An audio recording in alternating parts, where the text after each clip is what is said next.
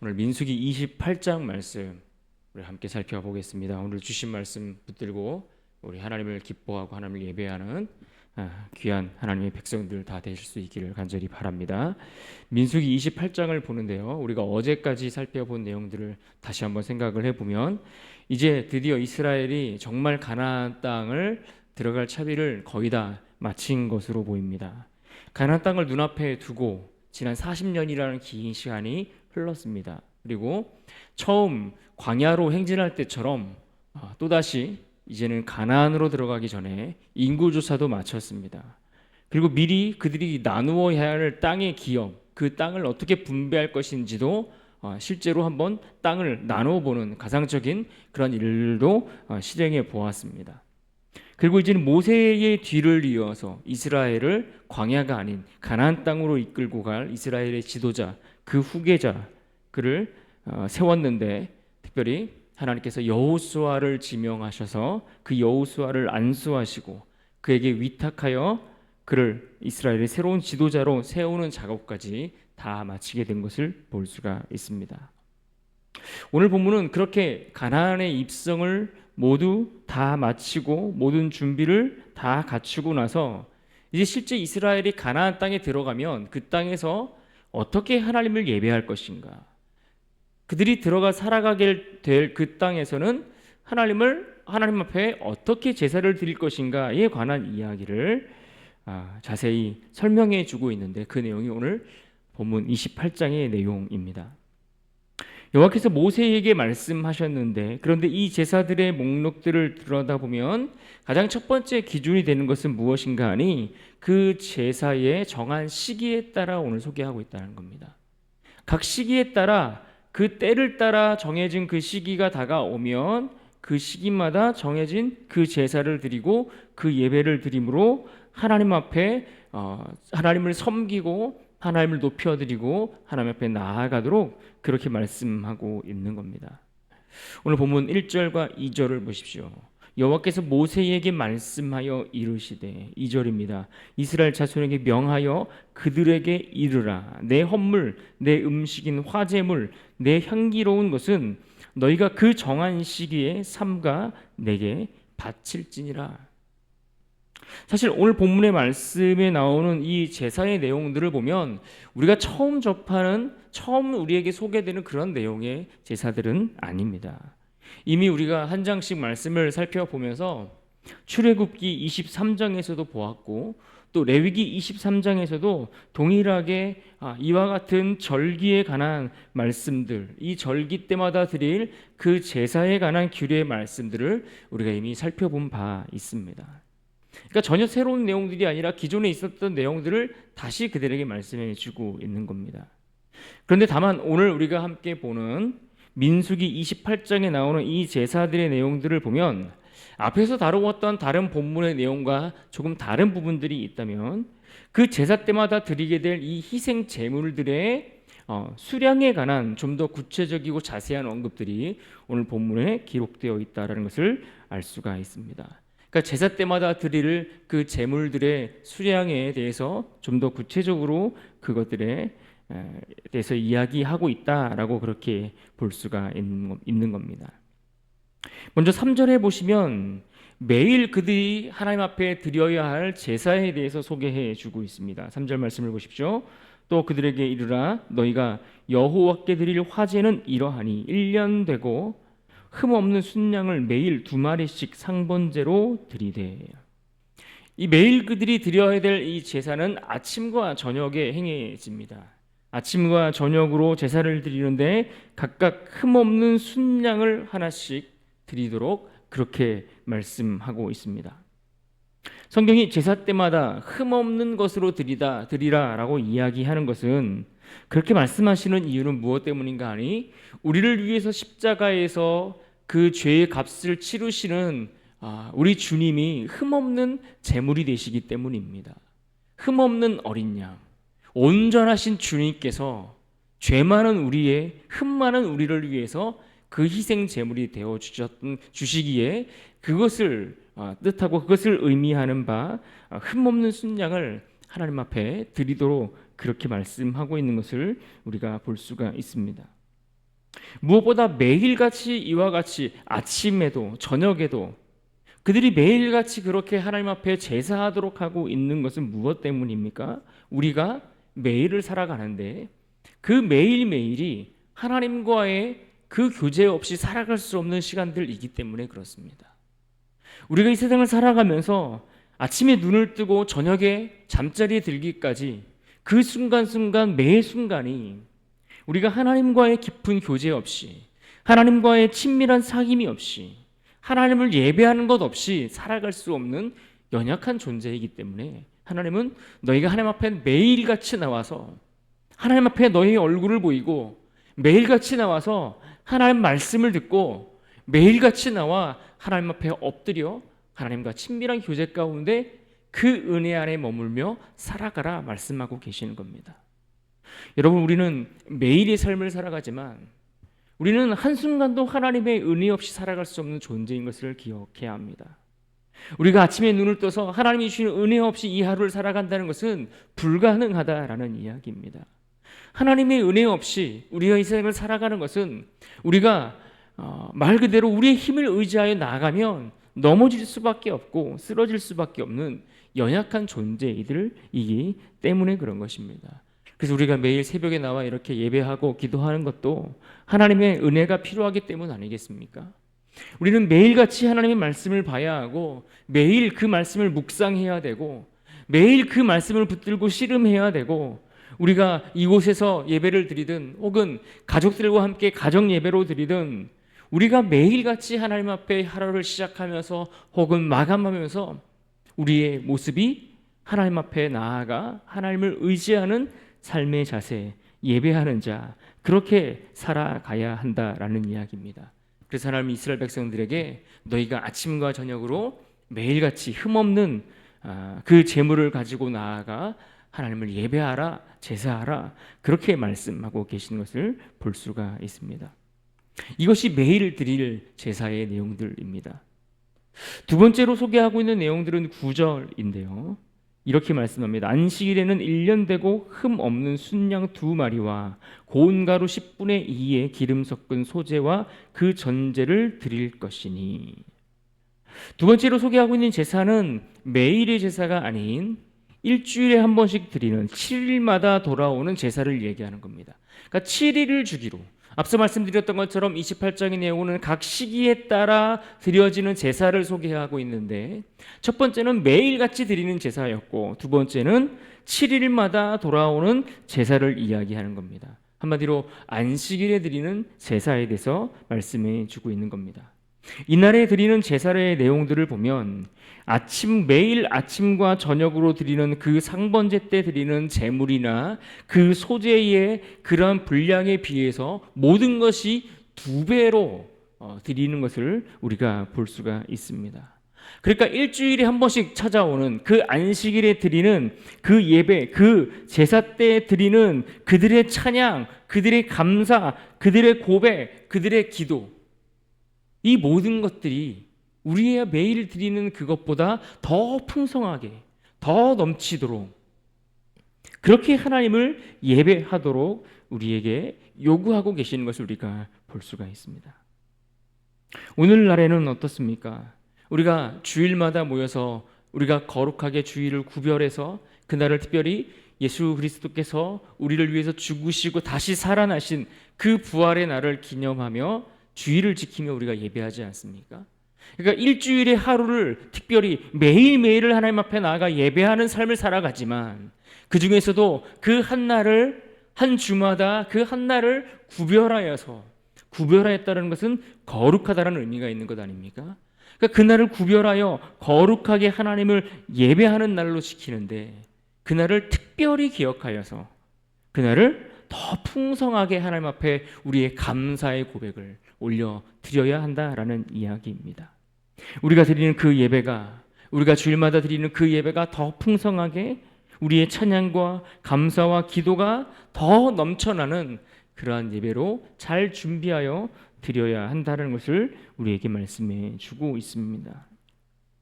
그러니까 이 성경에서 늘 안식일을 기억하여 거룩히 지키라는 말씀들이 성경 곳곳에 자주 반복되고 이야기하고, 또 심지어 안식일을 범하는 자들을 그냥 넘어가지 않고 반드시 심판하도록 하고 있는 그런 규례의 말씀들이 이날에 드리는 예배를 얼마나 더 귀하게, 더 온전하게 지켜야 할지에 대해서 우리에게 가르쳐주는 말씀들 아닙니까?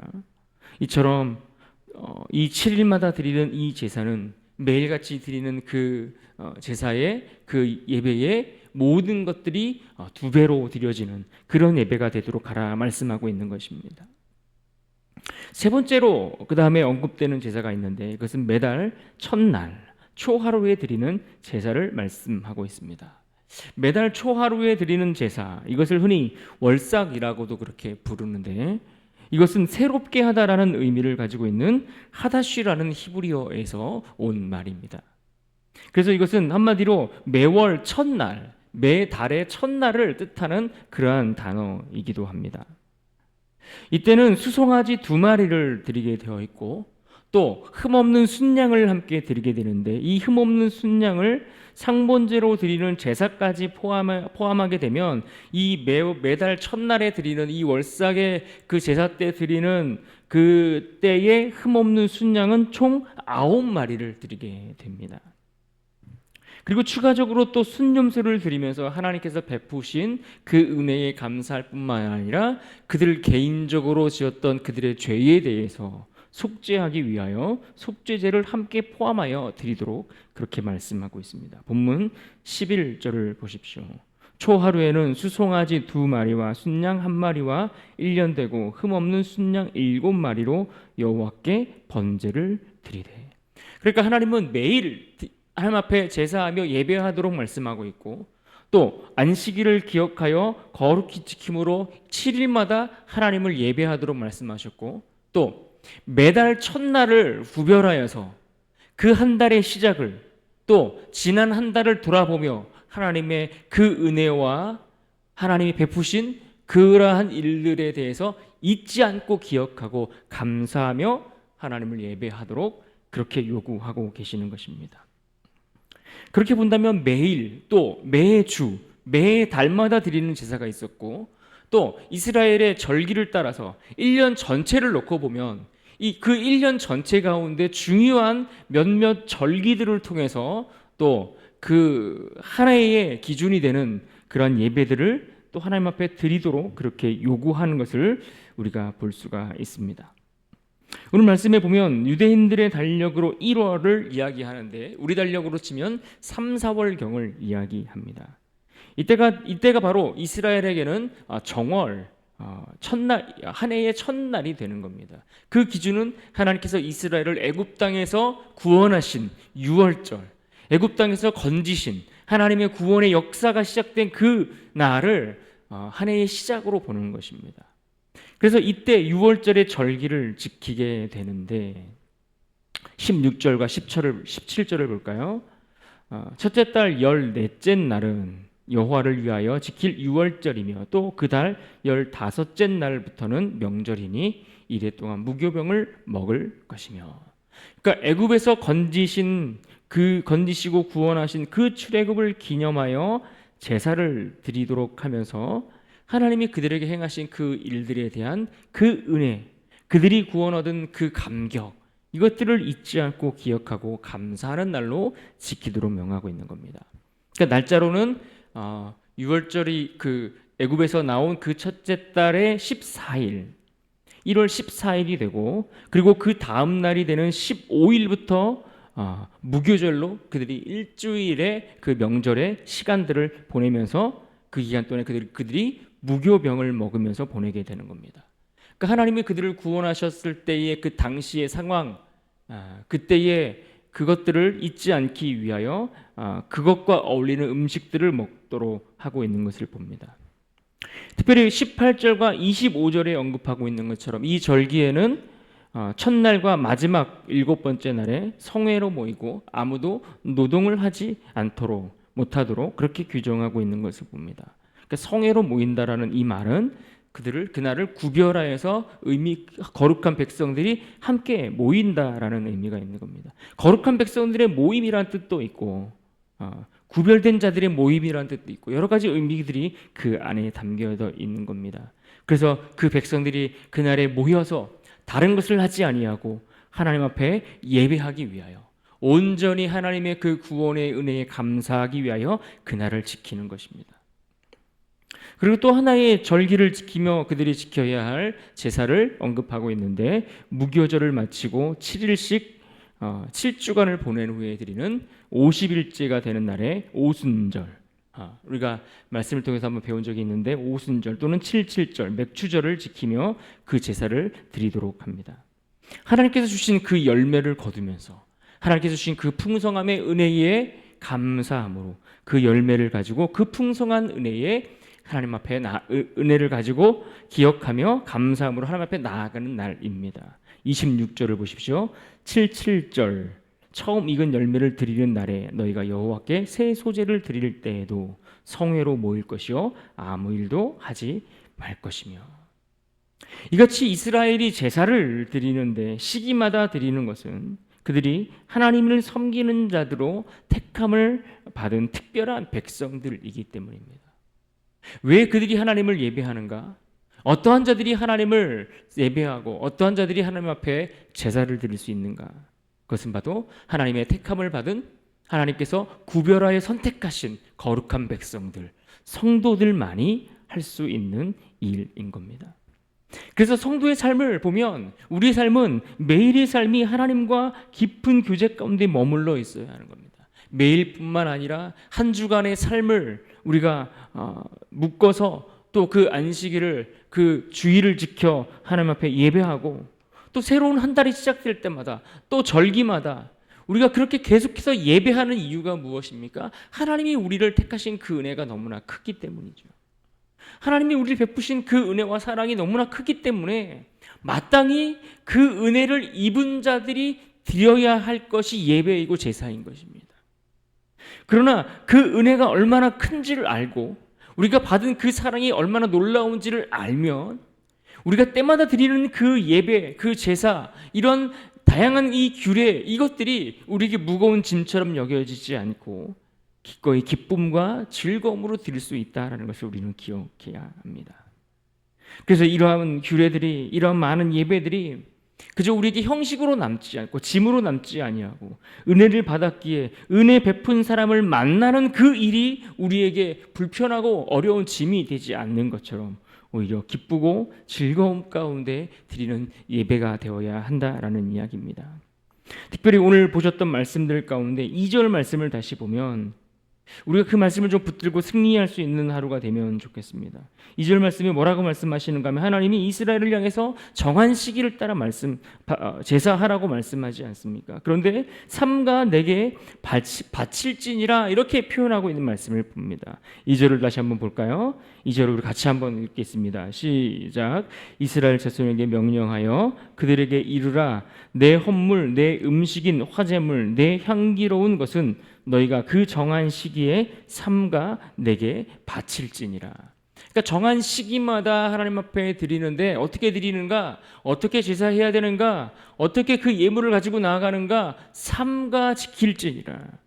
그러니까 우리가 많은 예배를 드리고 많은 제사를 드리는데 자칫 우리는 그 많은 예배, 많은 제사를 다 드리고 지킨다고 해서 마치 우리가 온전히 하나님을 섬기고 있는 것인 양 착각할 수 있기 때문에 이 말씀을 먼저 전제하고 있는 것을 보게 됩니다. 많은 여러 번의 예배, 여러 번의 제사, 여러 숫자를 채울 만큼의 그 재물을 하나님 앞에 가지고 나아가 드리면 그것으로 다 되었다라고 생각한다는 것입니다. 그러나 하나님은 그러한 규례를 말씀하시기 전에 삼가 내게 바칠지니라는 말씀을 강조하고 있는 겁니다. 형식과 모양에만 치우치지 말고 그 제사를 드리고 매일같이 매주 매달 그 절기마다 드리는데 어떻게 해요? 정성을 다하고 마음을 다하여 그렇게 하나님의 얼굴을 뵙는 일에 실수가 없도록 하라 말씀하고 있는 겁니다. 구약의 제사는 이스라엘이 하나님 앞에 나아가 하나님의 얼굴을 뵙는 일들과 같은 것이었습니다. 마찬가지로 우리가 드리는 예배는 하나님을 뵙는, 하나님 앞에 나아가는 자리입니다.